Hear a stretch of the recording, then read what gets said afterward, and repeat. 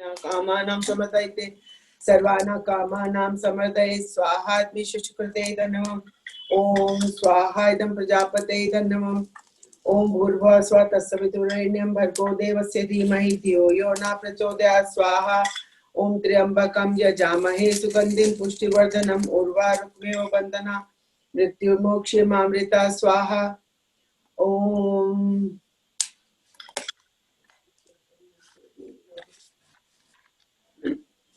भूर्भुवः स्वः तत्सवितुर्वरेण्यं भर्गो देवस्य धीमहि धियो यो न प्रचोदयात् स्वाहा ओम विश्वानि देव सवितर्दुरितानि परासुव यद्भद्रं न आसुव स्वाहा ओम विश्वानि देव सवितर्दुरितानि परासुव यद्भद्रं न आसुव स्वाहा ओम य आत्मदा बलदा यस्य विश्व उपासते प्रशिशं यस्य देवा यस्य छाया अमृतं यस्य मृत्युः कस्मै देवा यह विषा विधेम स्वाहा ओम त्र्यंबकं यजामहे सुगंधिं पुष्टिवर्धनम् उर्वारुकमेव बन्धनान् मृत्युर्मोक्षयमामृतात् स्वाहा ओम त्र्यंबकं यजामहे सुगंधिं प्रतिवेदनम् उर्वारुकमेव बन्धनात् मृत्युर्मोक्षयमामृतात् स्वाहा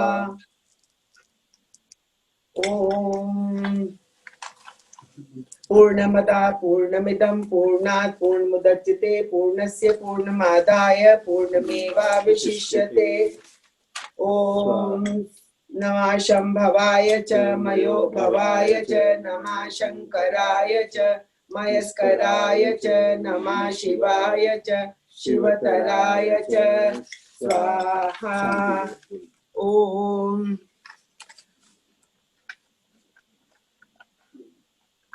ओम मृत्युरीशे द्विपदा मृत्युरीशे द्विपदे मृत्युरीशे चतुष्पदाम। यह ब्रह्म संदेश है। दो पाए हैं पक्षी, दो पाए हैं मानव। क्या भूविहारी मानव, क्या गगन विहारी पक्षी, सब पर मृत्यु का समान शासन है। मृत्यु की मार से वही बच सकता है जो परमात्मा की उपस्थ गोद में समाहित रहता है।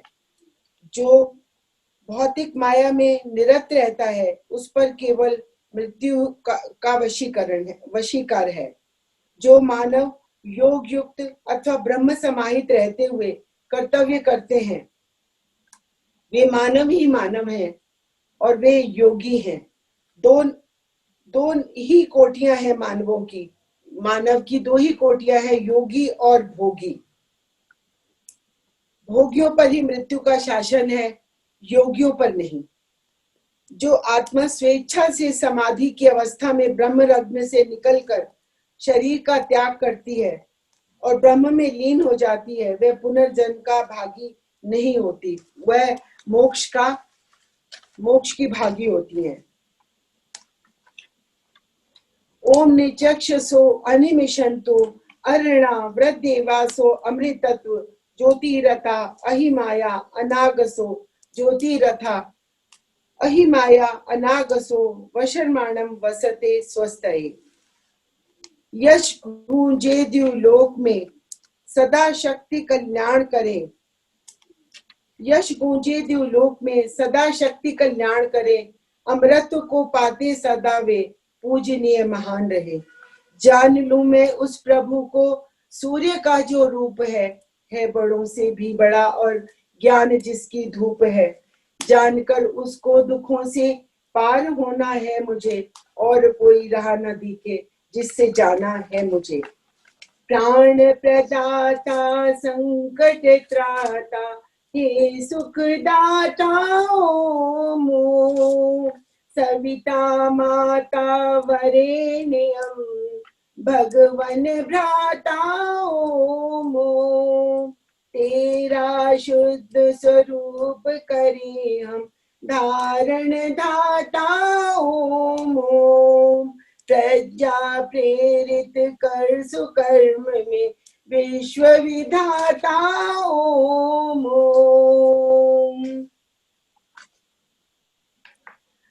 अखिल भारतीय साहित्य परिषद की संस्थापक सदस्य एवं वरिष्ठ उपाध्यक्ष तथा गोवा की पूर्व महामहिम राज्यपाल आदरणीय दीदी श्रीमती मृदुला सिन्हा जी का निधन एक अपूरणीय क्षति है। वे एक महान लेखिका और एक महामानव भी थी। भारतीय संस्कृति और भारतीयता ही उनका जीवन था। साहित्य के पन्नों पर उनका नाम सदैव स्वर्ण अक्षरों में लिखा व स्मरण किया जाएगा। उस महान आत्मा के चरणों में मेरी सादर श्रद्धांजलि। ओम। सभा में उपस्थित सभी विद्युत जनों को, सभी बड़े गुरु आचार्यों को और मेरे सहयोगियों को, सबको नमस्ते। और उस दीदी को, मृदुला दीदी को शत शत नमन। अब स्मिता गुप्ता जी का मैं आभार व्यक्त करता हूँ कि उन्होंने शांति यश के द्वारा आज सुभाषी सभा में के प्रारंभ में आपने अपना समय दिया। आपका बहुत बहुत साधुवाद। अब मैं आमंत्रित करना चाहता हूँ मेरे भाई प्रभात कुमार जी, कृपया अपने को अनम्यूट कर लीजिए। प्रभात जी अनम्यूट कर लीजिए अपने आप को। और प्रभात जी प्रभात प्रकाशन के संचालक हैं, तो साथ ही साथ देश के वरिष्ठ प्रकाशन संस्था का नाम होता है और साहित्यकार, साहित्य प्रेमी है। साथ ही मृदुला सिन्हा जी के साथ बुआ और भतीजे के संबंध के रूप में आप निर्वाह करते रहे हैं, आगे भी परिवार से निर्वाह करते रहेंगे। मैं श्रीमान प्रभात कुमार जी से आग्रह करता हूं, क्योंकि वो ऑन वे है, कभी भी उनका इंटरनेट कनेक्शन बाधित हो सकता है। मैं प्रभात कुमार जी से आग्रह करता हूं कि वह अपनी श्रद्धांजलि अर्पित करें। मैं विश्वास ही नहीं कर पा रहा कि मृदुला जी हमारे बीच में नहीं है, क्योंकि कभी लगा ही नहीं कि वो इतनी बड़ी है कि उनको हम कभी भी फोन ना कर दें। कभी रात को 10 बजे भी फोन कर लेता था मैं उनको, या वो कर लेती थी सुबह 8 बजे फोन। तो कोई औपचारिकता हमारे बीच में नहीं थी। उसलिए नहीं थी कि उनको पता था कि वो जिन मूल्यों की स्थापना का काम वो कर रही हैं, उसको संरक्षण में थोड़ा बहुत काम प्रभात प्रकाशन के माध्यम से हम कर रहे हैं। उनकी जो बचे हुए काम है वो हम उनके बताए मार्ग पर चलें। साहित्य परिषद की स्थापना जिन मूल्यों के लिए की, उसको और प्रखरता के साथ जो कर पाए, तो ये उनके प्रति सच्ची श्रद्धांजलि होगी। मैं उनकी पावन स्मृति को नमन करता हूँ, उनके चरणों में प्रणाम निवेदित करता हूँ। आपने मुझे अवसर दिया, बहुत बहुत धन्यवाद। मैं अब बिना किसी भूमिका के, किंतु जिस प्रकार से दीदी के साथ हम सबका आत्मीयतापूर्ण हमारा व्यवहार रहता था, रक्षाबंधन पर भैया दूज पर खुद ही दीदी का फोन आता था और वो अपनी भोजपुरी में कुछ पंक्तियां गुनगुनाती थी, तो भैया कलाई आगे करो, ये मान लो कि मैं आपको में राखी बांधू। और ये आत्मीयता हमें उस सूत्र में बांधे रखती है। बेशक दीदी की आत्मा जहां भी हो, लेकिन ये सुनिश्चित है उनके परिवार से हमारा ये संबंध जीवन पर्यंत चलता रहेगा। मैं आमंत्रित करता हूं 5 मिनट के लिए श्री तिलक चांदा जी, प्रसिद्ध समाज सेवी हैं, इंद्रप्रस्थ साहित्य भारती के हमारे आधार स्तंभ हैं। मैं तिलक चांदा जी से आग्रह करता हूँ वे अपने आप को अनम्यूट करें और अपनी श्रद्धांजलि अर्पित करें। तिलक चांदा मंगल सृष्टि जो है उसके आप माननीय सचिव महोदय।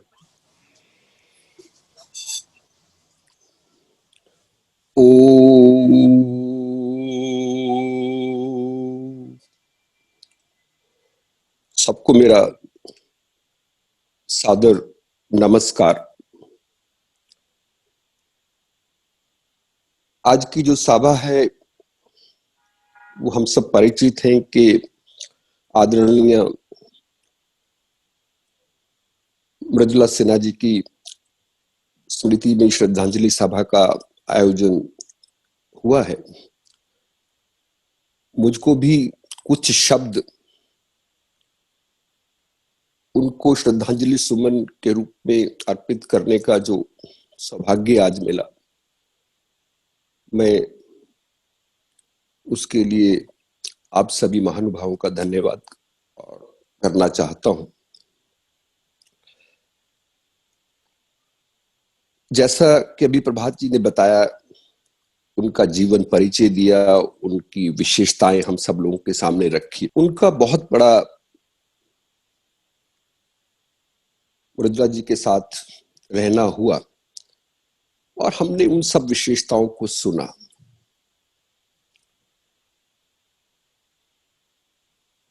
मृदुला जी नाम से ही मृदुला जी नहीं थे,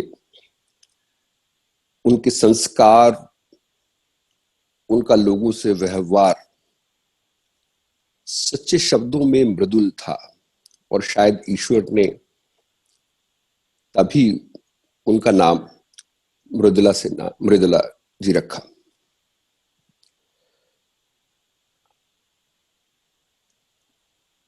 उनके परिचय में ये बताया गया कि वो गोवा की गवर्नर थी और वो एक बहुत बड़ी साहित्यकार थी। साहित्यकारों का राजनीति में होना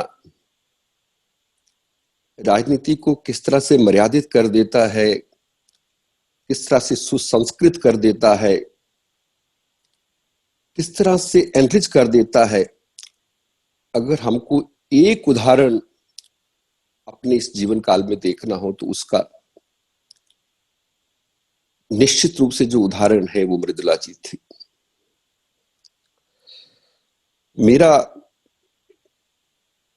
मैंने उनको बहुत बार सुना, परंतु ये मेरा दुर्भाग्य था कि कभी मैं उनसे व्यक्तिगत रूप से नहीं मिल पाया। भाई परवीन जी पिछले कुछ महीनों से लगातार मुझसे ये आग्रह कर रहे थे कि हम मृदुला जी से मिलने चलेंगे, परंतु दुर्भाग्यवश इससे पहले कि मुझे उस आनंद की, मुझे उस मार्गदर्शन की प्राप्ति होती, मृदुला जी अकस्मात संसार को छोड़कर चली गई। मैं अखिल भारतीय साहित्य परिषद की ओर से, अपनी ओर से उस दिवंगत आत्मा की शांति के लिए, उनकी सदगति के लिए विनम्र प्रार्थना करता हूं और उनको अपने श्रद्धांजलि सुमन अर्पित करता हूं। इन्हीं शब्दों के साथ ओम शांति शांति शांति। धन्यवाद तिलक जी। मैं अब अपने इंद्र साहित्य भारती दिल्ली के ऊर्जावान महामंत्री श्री मनोज शर्मा जी से आग्रह करूंगा कि वह आदरणीय दीदी के लिए अपनी श्रद्धांजलि प्रस्तुत करें। श्री मनोज शर्मा। श्रीमती मृदुला सिन्हा जी को श्रद्धांजलि देने के लिए हमारे सभी के लिए, साहित्यकारों के लिए बड़ा ही एक दुखद समय है कि वो हमारे बीच नहीं रही। वो हमारे अखिल भारतीय साहित्य परिषद की संस्थापक सदस्य भी थी। श्रीमती मृदुला सिन्हा जी एक ज्वेल्स कहते हैं, एक हीरा उसको कहते हैं। उनका जन्म मुजफ्फरपुर में 1942 में हुआ। भारतीय जनता पार्टी में उन्होंने अनेक दायित्वों पर, स्कूल में टीचर भी रही और महिला मोर्चा राष्ट्रीय वो अध्यक्ष रही। तो हमारे लिए बड़े गर्व की बात है कि वो पहली महिला गवर्नर बनी गोवा की और अपना कार्य पूरा किया 5 साल। ये हमारे लिए, साहित्यकारों के लिए बड़ा ही गर्व का विषय है कि एक साहित्यकारों के बीच में से व्यक्ति उठकर अपने राजनीतिक जीवन भी पूरा करता है और एक प्रशासनिक कार्य की जिम्मेदारी इसको मिली है। उन्होंने कई कार्यक्रमों में भाग लिया हमारे, और जब भी मिलती थी बड़े ही प्यार से मिलती थी, बिल्कुल मात्र दुलार के साथ मिलती थी। हर साहित्यकार का परिचय उनसे निजी होता था और वो खासकर उन्होंने अपने समय में जयप्रकाश नारायण जी के समग्र क्रांति में ही भाग लिया। अभी अभी बताया प्रभात जी ने, हमने भी सुना था कि अब आप या तो फूलों की जगह पुस्तकें दें या फलों की टोकरियां दें जिससे वो काम में आए। ऐसी वो एक अपना नया तरीका बता के गई थी हमें। वो अक्सर जो भी लिखती थी ग्रामीण परिवेश में लिखती थी और बिल्कुल नजदीक का लिखती थी, और वो अक्सर अपनी भाषा में गीत लोकोक्तियां ये भी सुनाया करती थी। जब भी हमने उनका भाषण सुना, उनका जब भी हमने उनका बौद्धिक सुना, उनकी जो पुस्तकें रही, लेखनी दाम्पत्य की धूप, छां, सीता पुनी बोली, अहिल्या और जो मेहंदी के रंग, अतिशेवा, अनेक पुस्तकों की रचयिता थी वो। हमारे लिए उनका जो एक कमी जो रह गई है हमारे साहित्य की कमी पूरा करना बहुत ही अत्यंत मुश्किल रहेगा। तो मैं परमात्मा से सिर्फ प्रार्थना करूंगा कि उनको अपने चरणों में जगह दे। जय हिंद, जय भारत। धन्यवाद मनोज जी। अब मैं चाहूंगा, आज हमारे साथ मृदुला जी के हमारे परिवार के अग्रज सुपुत्र नवीन सिन्हा जी हमारे साथ भी है। मैं नवीन सिन्हा जी बड़े भाई हैं, मैं उनसे आग्रह करूंगा कि नवीन सिन्हा जी, आदरणीय दीदी, अपनी माता जी के बारे में किस प्रकार से सूक्ष्म से सूक्ष्म जो हमारी प्रेरणादायी एक ऐसा हो सकते निधि हो सकते हैं, आप हमारे साथ साझा करें। हमारे लिए ये आपका जो वर्णन होगा बड़ा ही श्रुति साहित्य के रूप में होगा जिसको हम सजोएंगे। मैं आपसे निवेदन करता हूँ नवीन जी, आप अपने श्रद्धा सुमन अर्पित करें। आदरणीय नवीन सिंह। नमस्कार आप सब लोगों को। आपने इस सभा का आयोजन किया है। प्रवीण जी, आप जिस दिन माता जी का अंतिम दर्शन के लिए लोग आए थे, उस दिन से ही आप कह रहे थे कि सभा को जल्दी से जल्दी आयोजित करना है, और मैं समझ सकता हूं कि सब लोग अपनी श्रद्धांजलि देने के लिए,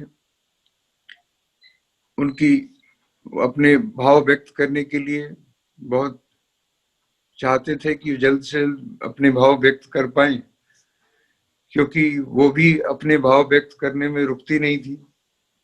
तुरंत किसी को भी फोन मिला देना और तुरंत उससे बात कर लेना, अपनी बात कह देना, ये उनके स्वभाव का, और कहीं भी दूरी नहीं थी। एक राजनीतिक परिवार था, एक साहित्यिक परिवार था, एक लौकिक लोक परिवार था, और सब परिवारों को में उतनी ही निकटता से लोगों को अपनी बात कहना, सुनना, कहानियां सुनना, कहानियां चुनना, कहानियां लिखना और फिर कहानियों को सब में बांट देना।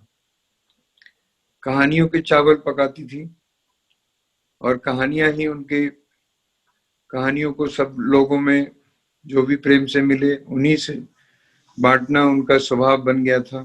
कहानियों के बिना, साहित्य सृजन के बिना उनका जीवन, रोज का जीवन उसका एक पार्ट था। जो भी अभी कोरोना पे, जैसे प्रभात जी ने कहा, वो एक उपन्यास लिख रही थी कोरोना पे, क्योंकि लोग जो प्रभावित थे उनके दुख से वो दुखी थी, खुद भी लोगों से नहीं मिल पा रही थी, इसका उनको बहुत कष्ट होता था, क्योंकि बहुत रोज लोगों से मिलने वाली थी।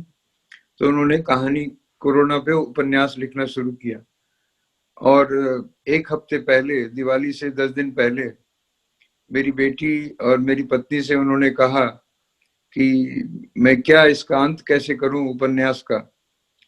तो फिर वो दोनों तो जवाब नहीं दे पाए।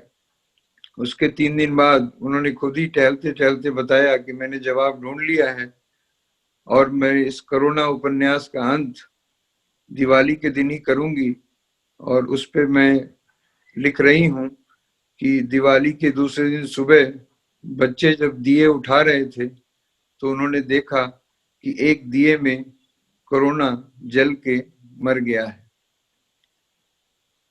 ये क्या साहित्य था और क्या उनकी अपनी पर्सनल जीवन का एक चीज उन्होंने उसमें जोड़ के कोरोना का ऐसा उपन्यास किया।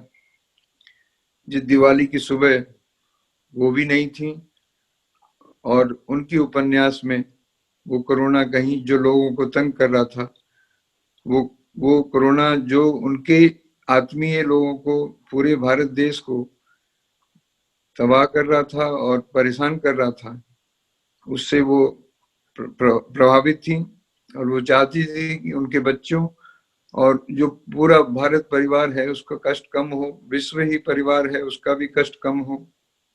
तो अपनी लास्ट उपन्यास में और लास्ट में उन्होंने यही लिखा कि कोरोना उस दिवाली के दिए में जल गया। जो पहला उन्होंने पहली शुरू की उनकी कुछ उपन्यासों में, शुरू की 2 उपन्यासों में जो पहला उपन्यास था वो था एक दिए की दिवाली। तो शुरुआत दिवाली से और अंत भी दिवाली से, तो उन्होंने वो उत्सव प्रिय थी।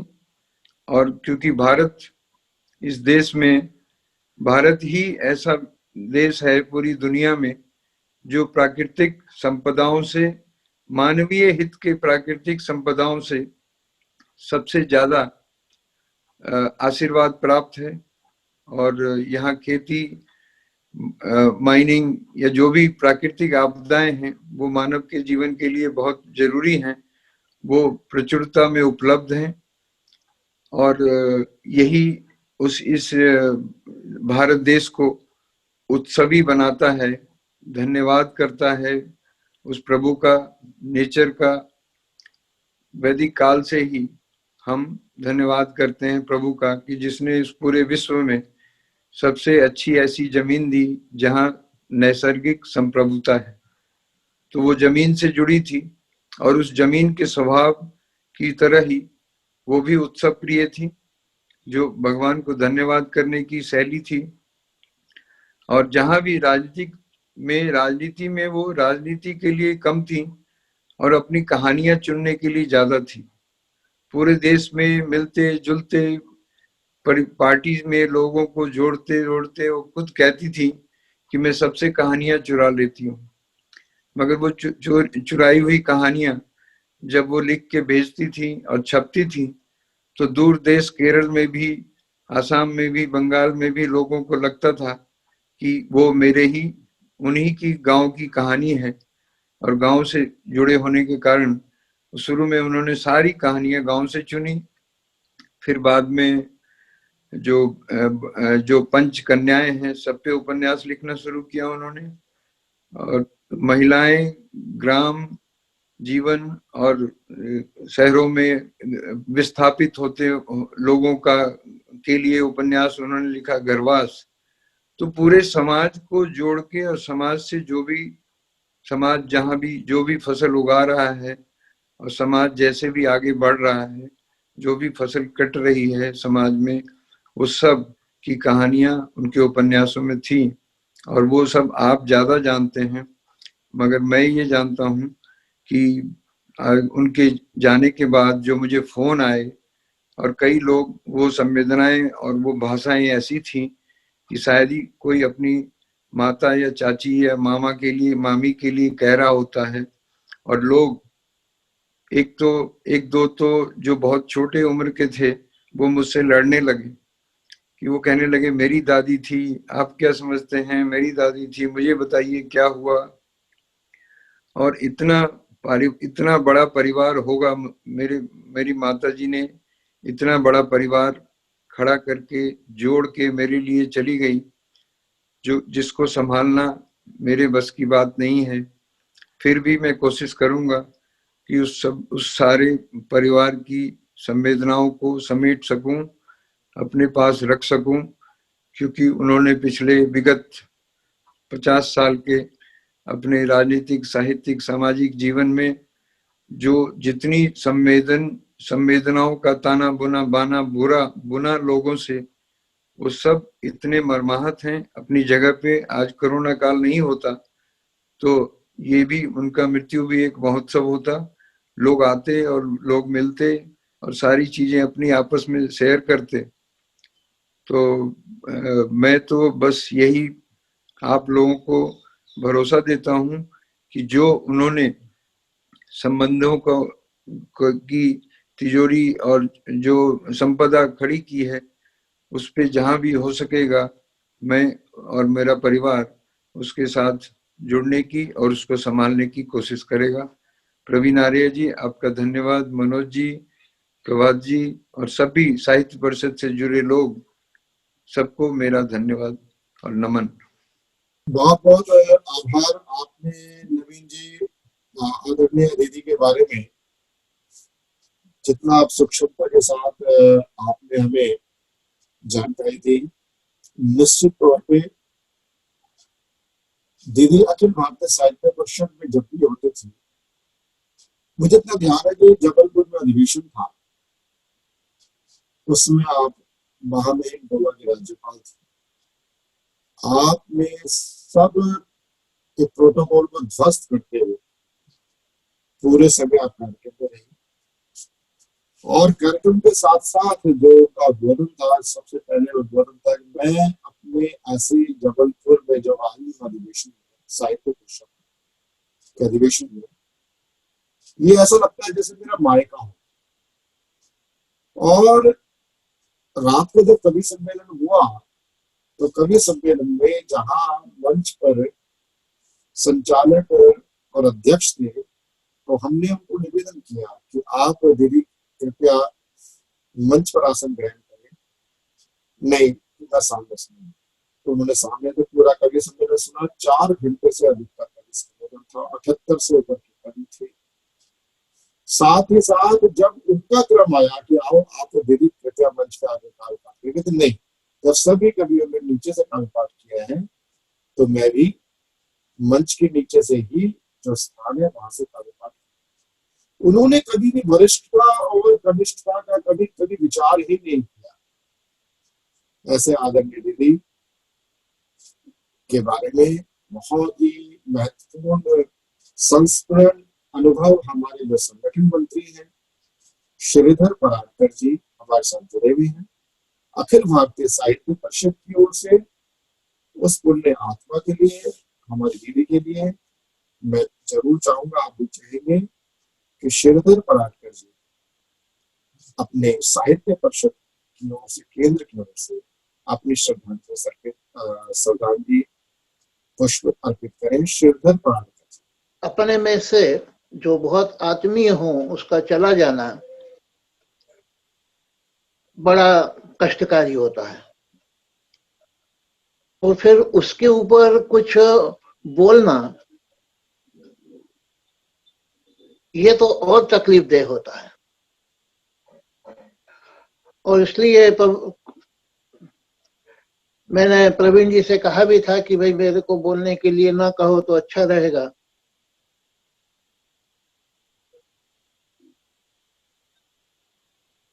लेकिन ये कठिन कार्य आज करना पड़ रहा है। कबीरदास जी ने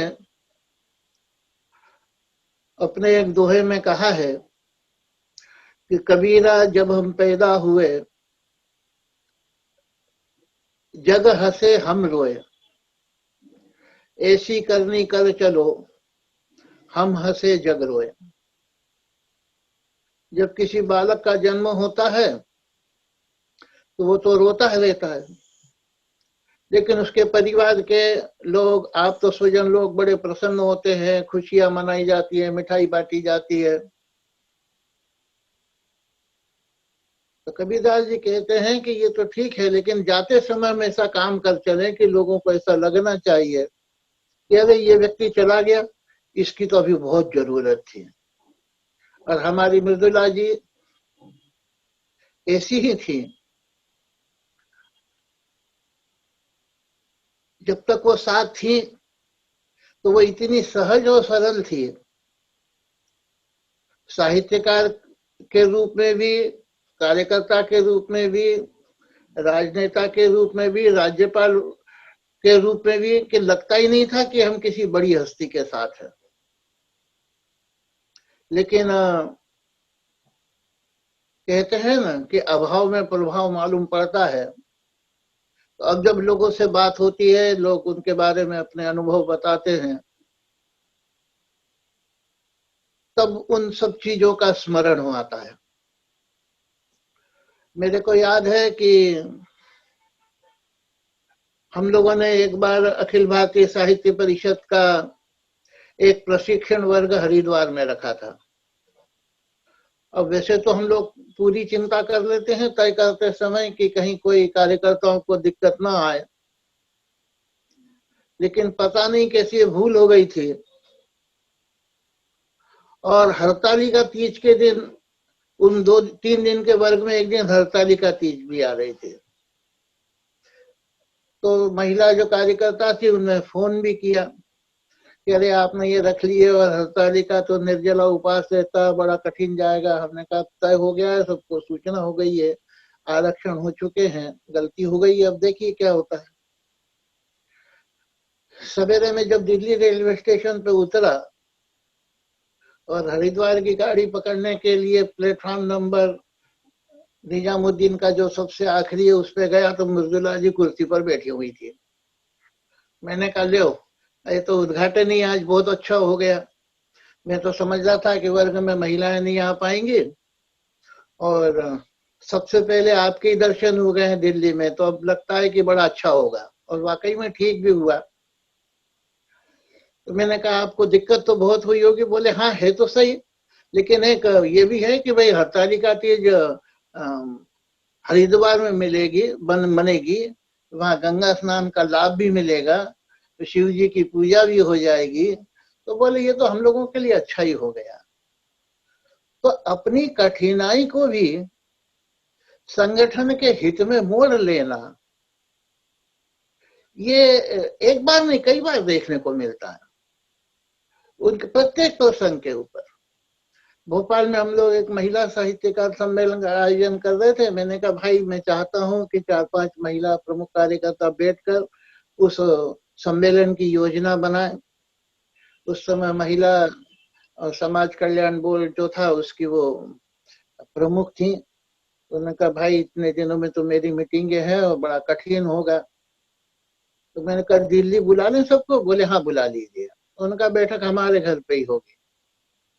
तो बैठक घर पर हुई, भोजन भी हुआ, सब कुछ, और सब कार्यक्रम तय हुआ।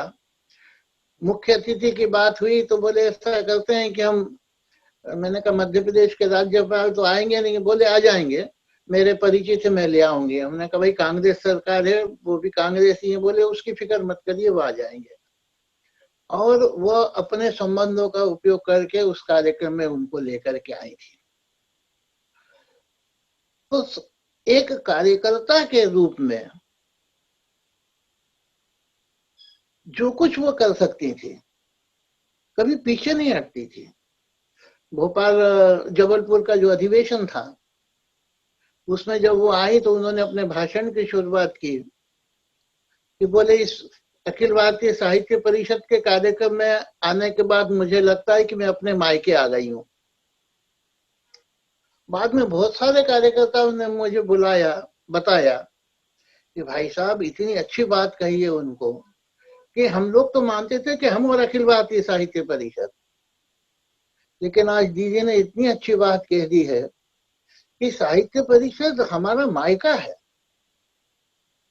तो अपनी सीधी सादी बातों से भी और व्यवहार के कारण वो लोग को इतना प्रभावित करती थी। हालांकि ये बड़ा कठिन काम था, क्योंकि जो राजनीति के क्षेत्र में काम करता है उसके साथ वो साहित्य का भी कार्य कर सके, साहित्यकार के रूप में बहुत कठिन कार्य है, क्योंकि दोनों की जो प्रकृति है बिल्कुल अलग है। राजनीति में भीड़ भाड़ रहती है, साहित्य में अकेलापन लगता है साहित्य की रचना करने के लिए। तो स्वभाव तो दोनों काम बिल्कुल अलग है। वो बहिर्मुखी कार्य है और ये अंतर्मुखी कार्य है। लेकिन इस तार की कसरत को भी मृदुला जी ने इतने अच्छे ढंग से निभाया। और दूसरी बात यह कि एक साथ करते हुए भी कभी किसी को किसी काम के आड़े नहीं आने दिया उन्होंने। ये उनके व्यक्तित्व की बहुत बड़ी विशेषता जिसको हम कह सकते हैं। एक बार नारी विमर्श पर उनसे चर्चा चल रही थी, कुछ महिला साहित्यकार भी हमने बुलाई थी। तो उन्होंने कहा कि भाई नारी विमर्श की बात तो होती है, ये स्वभाव मूलतः गलत चीज है, लेकिन इसकी काट हम लोगों को प्रस्तुत करनी पड़ेगी। और काट क्या हो सकती है, तो वो भी उन्होंने अपने साहित्य के माध्यम से करके बताया कि नारी की स्थिति क्या है, उसकी विद्रूपता का सारा वर्णन करने के स्थान पर आदर्श नारी चरित्र सबके सामने खड़ा करना। और इसलिए उन्होंने जैसे बताया कि ये सारे जो पंचकन्याएं हैं, इनको लेकर के आदर्श भारतीय नारी का रूप समाज के सामने रखा। पढ़ने में बहुत साहित्य आता है, लेकिन मंदोदरी के ऊपर अलग से कुछ लिखा गया ये देखने को नहीं मिलता। केकई के ऊपर तो बहुत मिलता है, लेकिन मृदुला जी ने भी उसके परितृप्त लंकेश्वरी करके उसके ऊपर भी लिख करके, और मंदोदरी के चरित्र की जो महानता थी, क्योंकि लोग बाग कई बार प्रश्न पूछते थे कि ये जो पंचकन्या, इनमें मंदोदरी का नाम क्यों आता है, उस सब का समाधान उन्होंने किया था। कई बार व्यक्ति जब से जैसे बड़ा होता चला जाता है तो उसके पैर जमीन से उठने चालू होते हैं। बहुत हम देखते हैं कि संघर्ष करते हुए व्यक्ति बड़ा होता है, फिर दिल्ली पहुंचता है, जिम्मेदारियां बढ़ती चली जाती है, तो वो अपना गांव है, अपने परिचित हैं, आत्मीय हैं, और सामान्य मनुष्यता का जो व्यवहार है, इन सबको भी भूल जाता है। लेकिन मृदुला जी इसमें से एक भी चीज को भूले नहीं थे। उनका कोई भाषण ऐसा नहीं होता था जिसमें गांव की चर्चा ना हो, जिसमें कोई एक आध लोकगीत तो वो गाती ही थी उसके ऊपर। अध्ययन भी उनका बहुत गहरा था, विस्तृत था, और सहेज करके स्मृतियों को उसको लेना, ये भी उनकी बहुत बड़ी वो थी। और उसके कारण उनका जो साहित्य था वो लोगों को अपना लगता था। तो एक साथ दो चीजें कि अपने मन की भावनाओं को लेकर समाज के सामने उसको रखना, ये काम भी उन्होंने किया है। हम लोग बड़े सौभाग्यशाली हैं कि ऐसे महान व्यक्तित्व के साथ रहने का, काम करने का। मेरा संबंध तो 2002 में साहित्य परिषद का काम आने के बाद उनसे हुआ था, लेकिन कोई सप्ताह ऐसा नहीं जाता था जब उनका फोन ना आए। यहाँ तक कि जब वो राज्यपाल थी उसके बाद भी उनका फोन आता ही था। श्रीधर जी क्या चल रहा है, कोई नई बात, कोई नई योजना, और सारी पूछताछ वो कर लेती थी। हालांकि जब वो राज्यपाल बनी तो उन्होंने फोन किया था कि भाई राज्यपाल बन गई हूँ, किसी न्यास में या किसी पद पर नहीं रहना चाहिए, ऐसा नियम है। हालांकि ये लाभ का पद नहीं है, फिर भी मुझे लगता है कि मैं उपाध्यक्ष हूँ परिषद की, न्यास की, तो मैं उससे त्याग पत्र देना चाहती हूँ। लेकिन ध्यान रखिए, मैं साहित्य परिषद नहीं छोड़ रही हूँ, केवल उपाध्यक्ष का पद का दायित्व छोड़ रही हूँ। और राज्यपाल रहते हुए उन्होंने कभी भी हमको इस बात का एहसास नहीं होने दिया कि वह राज्यपाल हुई हैं, और यथावत पहले की भांति वो प्रत्येक कार्यक्रम में आती रही। तो ऐसा जब बड़ा व्यक्तित्व हमारे बीच से चला जाता है तो ये हम कह तो देते हैं कि उनकी कमी को पूरा नहीं किया जा सकेगा, लेकिन मुझे लगता है कि हम सब लोगों को प्रयास करना चाहिए कि हमने जो उनसे सीखा है उसको और कैसे बढ़ा सकते हैं। और नहीं तो उन्होंने जो हमको सिखाया उसको हम भूल गए, केवल ये कहकर कि कमी को पूरा नहीं किया जा सकता है तो हमारी जिम्मेदारी पूरी नहीं होती है। तो जिन जिन का भी मृदुला जी से संबंध आया है, जिन जिन ने उनसे प्रेरणा प्राप्त की है, उन सब का दायित्व बनता है कि उन्होंने जो सुरभि अपने इस जीवन काल में इस पृथ्वी पर बिखेरी है उसको द्विगुणित शतगुणित करने का प्रयास करें। तभी उनकी जो हमारे मन के अंदर स्मृति है वो सतत बनी भी रहेगी और जो हमने उनसे सीखा है वो हमारे उनके प्रति श्रद्धा सुमन होगी। ओम शांति शांति शांति। धन्यवाद श्रीधर जी, आपके श्रद्धांजलि में दिए गए शब्द, संस्मरण, प्रेरक प्रसंग और सच्ची श्रद्धांजलि यही होगी कि जो मृदुला दीदी से हमने सीखा उसको हम समाज जीवन में उसका पालन करते हुए हम उसको मूर्त रूप से, सजीव रूप से हम समाज में बखेरें, उसकी सुगंध बिखराएं अपने कार्यों के द्वारा। बहुत बहुत आभार श्रीधर जी। अब मैं जिनको आमंत्रित करना चाहता हूं वह हमारे इंद्रप्रस्थ साहित्य भारती के माननीय अध्यक्ष होते हैं, साथ ही साथ आप दिल्ली पब्लिक लाइब्रेरी बोर्ड के आप चेयरमैन होते हैं। आप पूर्व में हिंदी एकेडमी के लंबे समय तक आप सचिव रहे। आपका मृदुला सिन्हा जी के साथ भाई बहन का संबंध आजकल का नहीं, कुछ वर्षों का नहीं, लंबा आपका साथ रहा है। आपने उनके साथ कई साहित्य के सोपान आपने पूरे किए हैं। आपने साहित्य क्षेत्र में मृदुला जी के साथ लंबे समय तक कार्य करते रहे हैं और आगे अभी कार्य करते रहेंगे। जो उनके द्वारा चालू किया हुआ संस्थान है, पत्रिका है पांचवा स्तंभ, पांचवा स्तंभ के आप संरक्षक मंडल से जुड़े हुए हैं।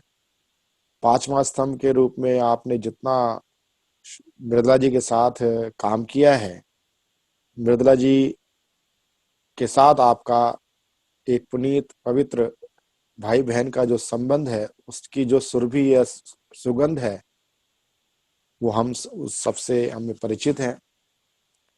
मैं चाहूंगा डॉक्टर रामचरण गौड़ जी विस्तार से श्रद्धांजलि स्वरूप आदरणीय दीदी के प्रेरक प्रसंग, उनके अनमोल वचन, उनका व्यवहार, उनकी साहित्य के प्रति सूक्ष्म दृष्टि क्या थी, समाज के प्रति, इन सब को आप वर्णित करें डॉक्टर रामचरण गौड़ जी। मेरा सभी को नमस्कार। मैं आदरणीय मृदुला सिन्हा जी को दिल्ली के सभी साहित्यकार, लेखक, अखिल भारतीय साहित्य से जुड़े सभी कार्यकर्ता और साहित्यकारों की ओर से श्रद्धांजलि अर्पित करता हूं। जैसा कि प्रवीण आर्य जी ने कहा है, मृदुला सिन्हा जी यद्यपि मेरे से आयु में छोटी थी, लेकिन मैं प्रारंभ से उनसे बहन जी की तरह, बड़ी बहन की तरह संबोधित करता था और वो मुझे भाई ही मानती थी। एक बार मैं भैया दूज के समय कालकाजी चला गया तो मैं बैठा हुआ था, वो एकदम अपनी जिससे तिलक किया जाता है थाली लेकर आई, मिठाई लेकर के आई, मेरे तिलक लगाया, मिठाई खिलाई, फिर बोली लाओ दक्षिणा डालो इसमें तो मैंने उसमें कुछ पैसे डाले। तो उनका मेरे प्रति अगाध प्रेम था और मेरी संरक्षक थी। हर विषय पर कभी भी, चाहे रात के 10 बज रहे हों, 10:30 बज रहे हों, हम लोग चर्चा कर लेते थे, वो पूछ लेती थी। क्योंकि सारे के सारे उन्होंने पौराणिक पात्रों पर जो हमारे आराध्य रहे हैं, उनके आधार पर सारा का सारा कार्य किया। चाहे सीता पुनबोली, चाहे मंदोदरी पर काम किया, एल्ला पर काम किया। तो कई बार हम लोग एक दूसरे से संवाद करते थे कि इसके संबंध में, मंदोदरी के संबंध में कहाँ कहाँ पर किस किस ग्रंथ के अंदर जिक्र हुआ है, चर्चा हुई है। क्योंकि मैंने पौराणिक आख्यानों पर काम किया है, तो लगभग सभी पुराणों को देखा, सभी प्राचीन ग्रंथों को देखा, तो हम एक दूसरे से चर्चा कर लेते थे। और उनकी जो दृष्टि थी, पूरी की पूरी भारतीय दृष्टि थी, राष्ट्रवादी दृष्टि थी, जो कि आज के समय में नहीं, पहले से लेकर अगले समय तक भी बड़ी महत्वपूर्ण रहेगी। क्योंकि हम लोगों की जो दृष्टि है, दृष्टि बदली है आधुनिकता के नाम पर। तो हम लोग चर्चा करते थे, केंद्रीय समाज कल्याण बोर्ड की सदस्य रही, वो अध्यक्ष रही थी, और मैं दिल्ली समाज कल्याण बोर्ड का गवर्नमेंट नॉमिनी था। तो उनसे चर्चा होती थी। तो महिलाओं के संबंध में उनका विशेष रूप से ये कहना था कि जब तक महिलाओं को हम उनके उत्तरदायित्व को और उनके आदर्श को सामने नहीं लाएंगे, तब तक हमारे भारतीय समाज का कल्याण पूरा नहीं हो पाएगा। कल्याण से हम अधूरे रह जाएंगे। और उन्होंने इसी विषय को लेकर के ताल कटोरा गार्डन में एक भारत की जितनी भी महिला संस्थाएं थीं, उसका उन्होंने सम्मेलन किया। कम से कम 400 के लगभग, जहां तक मुझे स्मरण है, उसमें संस्थाओं के प्रतिनिधि आए थे। पूरा का पूरा ताल कटोरा स्टेडियम भर गया था और वह 2 दिन तक सम्मेलन चला था। उसमें यही चर्चा हुई थी कि हम ग्रामीण क्षेत्र में जो हमारी प्राचीन परंपराएं हैं, क्योंकि वो लोक साहित्य को वो बड़ी गंभीरता से समझती थी, लोक साहित्य की भी वह निष्णात थी और उनकी दृष्टि जाती थी छोटी छोटी बातों पर। अभी जब वो गोवा से वापस आ गई तो हम लोगों की आपस में चर्चा हुई कि आगे क्या करना है। तो मैंने कहा, बहन जी, अब आप मुक्त होके आ गई हैं, लेकिन अब आप अपने को मुक्त नहीं समझिए। इस संदर्भ में एक बात और कहना चाहता हूं, जब गोवा की राज्यपाल बन रही थी तो मैंने बधाई तो दी। मैंने उनसे कहा कि मैं तो आलिंगन से बधाई दे रहा हूं। बोले क्यों? मैंने कहा, जो दिल्ली में बैठ करके हम लोग काम कर सकते थे, यदि दिल्ली में आपको कोई ऐसा प्रतिष्ठित पद दिया जाता कि आप दिल्ली रहती और हम भी जो आपने काम ले रखे हैं हाथ में, उसमें हम काम करते रहते, तो हमें आपका की मदद भी मिलती रहती और आप अपना कार्य भी करती रहती। तो बोले, नहीं, राज्यपाल का तो अब सभी लोग मुझे कह रहे हैं। तो मैंने कहा, वो एक अलग बात है, अच्छा पद है। और निश्चित रूप से जब वहां पर गई तब भी हमारी बात होती थी। तो एक बार मैंने उनसे ये चर्चा की कि बहन जी, आप गोवा में बैठी हैं, गोवा में मराठी के साथ साथ कोंकणी भाषा बोली जाती है। और कोंकणी भाषा पर बहुत ही संस्कृत का प्रभाव है। मराठा पर तो है ही, मराठी में और हिंदी में जो संस्कृत में हमारी हिंदी है कोई अंतर नहीं है, केवल लिपि भेद है। तो मैंने कहा हमारे को, हम चाहते हैं कि गोवा में एक संस्कृत के ऊपर कार्यक्रम होना चाहिए। बोले बताओ क्या कार्यक्रम रखना चाहती हो? तो मैंने उनको कहा कि भारतीय भाषाओं का पर संस्कृत का प्रभाव, बोलो रख लो। और उन्होंने जो विद्युत वर्ग था, हमने भी फोन किए, उन्होंने भी सबको फोन किए, और बहुत ही अच्छा कार्यक्रम पूरे के पूरे भारतवर्ष में उस समय गया। एक संदेश, उस समय हमने एक प्रस्ताव वहां पारित किया, क्योंकि वो राज्यपाल होने के साथ साथ वहां का जो विश्वविद्यालय था उसकी वह चांसलर भी थी। कुलपति, जिसे आजकल तो कुलाधिपति कहते हैं, उसे कुलाधिपति थी। तो मैंने उनको कहा कि आप संस्कृत विभाग यहाँ पर स्थापित कराइए किसी भी तरह से। तो अभी माननीय श्रीधर जी ने, पराडकर जी ने अभी जबलपुर का हमारा जो सम्मेलन था उसकी चर्चा की, मैं भी गया हुआ था। तो जब उन्होंने अपना भाषण समाप्त किया और नीचे उतर करके आई तो उन्होंने मुझे देखा, तो किसी को भेजा कि रामशरण गौड़ को बुला के लाइए। तो मैं गया, तो मेरे को कहने लगी कि वो संस्कृत विभाग मैंने स्थापित कर दिया है। मैंने कहा आपको इतनी बात याद रहती है कि मैंने कहा था? बोले हाँ याद रहती है। अब जहां तक देखिए मेरे साथ संबंधों का प्रश्न है,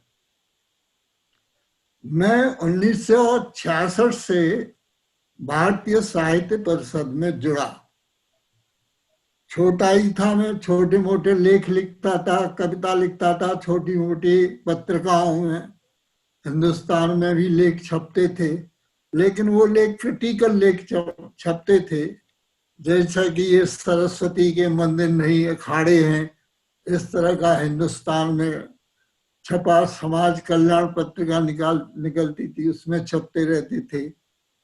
तो सारे के सारे मेरे राष्ट्रवादी लेख होते थे। तो मैं भारतीय साहित्य परिषद में रमानाथ त्रिपाठी जी ने मुझे जोड़ा, और हम लोगों ने उस समय हम कल्पना ही कर रहे थे, क्योंकि मुझे जब रमानाथ त्रिपाठी अध्यक्ष बने, भारतीय साहित्य परिषद का मुख्यालय जब दिल्ली में ही होता था, तो मुझे दिल्ली विश्वविद्यालय के विभाग का सचिव बनाया गया। वहां पर प्रगति नाम से संस्था चलती थी, और उसके आए दिन यूनिवर्सिटी में कार्यक्रम होते रहते थे, और वो वामपंथी लोगों की संस्था थी। तो हम लोगों ने विचार किया कि हमारे को भारतीय साहित्य परिषद का भी गठन करना चाहिए। ये सुझाव दिया विद्वानों ने मिलकर के, और भारतीय साहित्य परिषद का गठन हुआ। इसके सन 1969 से मैं बहन जी के नजदीक आया, क्योंकि कोई विश्वविद्यालय में कार्यक्रम होना था, और हमारी जो उस समय बैठकें थी वो दीनदयाल उपाध्याय संस्थान में हुआ करती थी। उसमें वो आई, और जिस सरलता और सहजता से बातचीत की, तो धीरे धीरे हमारा संबंध स्थापित होता गया भाई बहन के रूप में। इसके साथ साथ जो सबसे महत्वपूर्ण बात ये है कि वो किसी की अधिकारी नहीं थी। जैसा कि अभी हमारे पूर्व वक्ताओं ने कहा, वो किसी की बहन थी, किसी की बुआ थी, किसी की माताजी भी थी, किसी की दादी भी थी। तो उनके सारे के सारे संबंध पारिवारिक थे। उनके जो है औपचारिक संबंध नहीं थे, अनौपचारिक संबंध थे, जैसे परिवार में होते हैं। वो सबसे सरलता से और सहजता से कभी भी उनके, एक जो सबसे बड़ी विशेषता मैंने देखी, उनके मुंह से कभी ना नहीं निकलता था। मैं किसी भी विषय को लेकर के उनसे बात करता था तो वो ये नहीं कहती थी ये काम हो नहीं सकता है, बोले ठीक है मैं बात करती हूँ, और बात करती भी थी। नहीं बात करती थी तो मैं 3 बार उनको फोन कर देता था कि आपने ये कहा नहीं अभी तक। तो कभी इस बात को लेकर के बार बार की टोका टाकी से भी कभी मैंने उनको क्रोधित होते हुए, क्षुब्ध होते हुए नहीं देखा। बोले अच्छा मैं भूल गई, अभी करती हूँ। जब वो गोवा से लौट करके आई तो हम लोग 5वां स्तंभ की चिंता कर रहे थे कि 5वां स्तंभ का स्वरूप क्या होना चाहिए, कैसा रहना चाहिए। और इसके साथ साथ मैं संस्कृति प्रकोष्ठ में जाता रहा, डीपी सिन्हा संयोजक थे, नवीन सिन्हा जी वहां पर सहायक संयोजक थे। कई कार्यक्रम हम मिलजुल करके हम लोगों ने किए। वहीं से साथी संस्था का जब मैं वहां पर सांस्कृतिक प्रकोष्ठ में जाता था, वो समाज कल्याण प्रकोष्ठ में थी। तभी से वह कोई ऐसी संस्था बनाने की रूपरेखा बना रही थी कि आगे की कड़ी को नवीन सिन्हा जी निश्चित रूप से जोड़ेंगे। हम 5-7 दिन के बाद बैठ करके योजना बनाएंगे कि कैसे भारतीय साहित्य परिषद और कैसे साहित्यिक जो 5वां स्तंभ हमारा निकलता है, कैसे साथी संस्था को सहयोग दिया जाए ताकि उनके कार्यों की थोड़ी बहुत पूर्ति हो सके। इन्हीं शब्दों के साथ मैं आप श्रद्धांजलि अर्पित करता हूँ। ओम शांति शांति शांति। आदरणीय डॉक्टर साहब, आप हमारे इंद्रप्रस्थ साहित्य भारती के मुखिया हैं। ये मैं सुनिश्चित करना चाहता हूं, जो मृदुला दीदी ने कार्य प्रारंभ किया वो समाप्त नहीं होगा, निरंतर जारी रहेगा। इंद्रप्रस्थ साहित्य भारती अखिल भारतीय साहित्य परिषद पूर्ण रूप से मृदुला दीदी के प्रारंभ किए हुए कार्य को चलायमान रखेगी। मैं आपको इस इंद्रप्रस्थ साहित्य भारती और साहित्य परिषद की ओर से आपको मैं आश्वस्त करता हूं। इस बीच में आज की श्रद्धांजलि सभा में प्रमुख लोग जुड़ना चाहते थे, लेकिन नेट की समस्या के कारण मुख्य रूप से हमारे राष्ट्रीय महामंत्री ऋषि कुमार मिश्रा जी नहीं जुड़ पाए, लेकिन उनका मेरे पास संदेश आया है। मैं संदेश में उन्होंने जो बातें पूर्व में अन्य सभी वक्ताओं ने कही हैं, उनके भी बड़े मधुर संस्मरण प्रेरक प्रसंग संजो करके उन्होंने अपनी श्रद्धांजलि व्यक्त की है और अपना मन अपना यहाँ पर भेजा है। वो यही है कि आदरणीय दीदी को हमने जो इस इहलोक से खोया है उसका उनको पूरे साहित्य परिषद को बेहद दुख है। साथ ही मुझे ध्यान आता है अखिल भारतीय साहित्य परिषद की हमारी माँ थी, हमारे संरक्षिका थी। इंद्रप्रस्थ साहित्य भारती के इस श्रद्धांजलि सभा में मैं बताना चाहता हूं कि दीदी का आशीर्वाद रहा, डॉक्टर साहब का, श्रीधर जी की प्रेरणा से, श्रीधर जी के प्रयास से मुझे 5 भिन्न भिन्न मंत्रालयों की समिति में कार्य देखने का सौभाग्य प्राप्त हो रहा है, जिसमें से मुख्य रूप से सूचना प्रसारण मंत्रालय में के अंतर्गत डायरेक्टेड फिल्म फेस्टिवल्स होता है, फेस्टिवल है, उसमें मुझे सदस्य रखा हुआ है। उसकी समिति होती है इंटरनेशनल फिल्म फेस्टिवल गोवा। उस नाते मैं निरंतर 5-6 साल से वहां पर गोवा जाता हूं। जब भी मैं गोवा गया उनको पता होता था, क्योंकि वो माननीय महामहिम राज्यपाल हैं, कि प्रवीण भैया क्या नाम इसमें है, इफ्फी की कमेटी में है, वो जरूर आएंगे। और उनको पता सारा प्रोग्राम होता था। तुरंत जैसे मैं गोवा पहुंचता था तो तुरंत उनका फोन आता था, भैया वहां क्या कर रहे हो, कहाँ रुके हो, सीधा यहाँ पर आ जाओ, राजभवन में आ जाओ। पर वो सहज संभव इसलिए नहीं होता था क्योंकि मेरे साथ के साथी होते थे, दिन भर की व्यस्तता होती थी, और दीदी का आग्रह मैं टाल नहीं पाता था। मैं बेशक ठहरता तो मैं जो व्यवस्था सरकारी होती थी वहां पर रहते थे, लेकिन मैं डेली 3-4 दिन वहां रहता था। दोपहर के भोजन पे वो बुलाती थी और बड़े स्नेहपूर्वक वो भोजन कराती थी। 1-2 बार तो संगीता भाभी से भी वहां पर मिलना हुआ राजभवन में, और वो उनका प्रिय मतलब एक डिश बना के अपने हाथ से तैयार करके देती थी टेबल पे बैठे बैठे। वो होता था दही और शहद और गुड़ की डली। कहते गुड़ की डली खाओ, फिर ये शहद मिली, दही खाओ। वो अपने हाथ से बना के देती थी। आप ये कल्पना भी नहीं कर सकते कि मैंने आज तक ऐसे अनेक व्यक्तित्व देखे हैं, जब सत्ता के नजदीक होते हैं तो उनका व्यवहार कुछ और होता है, जब सत्ता से अलग होते हैं तब उनका व्यवहार कुछ और होता है।